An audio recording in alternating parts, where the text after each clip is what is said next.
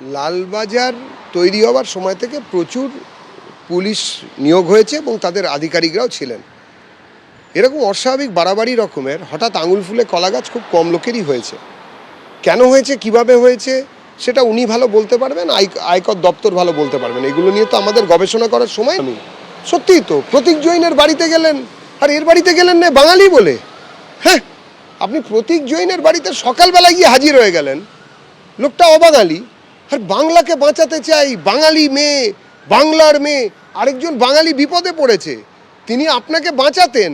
যান, শুধু বিবৃতি না দিয়ে বাঙালি হয়ে বাঙালির পাশে দাঁড়ান, ছিনতাই করে নিয়ে আসুন। যেসব ডকুমেন্ট নিচ্ছে আইটির লোকেরা, আসলে আর পারবেন না। সুপ্রিম কোর্ট তো বলে দিয়েছে না, কার্যত এটা চুরি নয়, ছিনতাই হয়েছিল, ডাকাতির মতন। দেখা যাক এবারে একটু নাড়ু করে পাঠাবো। যারা বিজেপি পক্ষ, তৃণমূলের বাড়ি রেড হবে, বিজেপির কেন হবে না? সবচেয়ে বড় চোর তো গদ্দার, তার বাড়ি রেড হবে না কেন? তার ভাইয়ের বাড়ি রেড হবে না কেন? তার বাবার বাড়ি রেড হবে না কেন? তার বাড়িগুলো রেড হবে না কেন?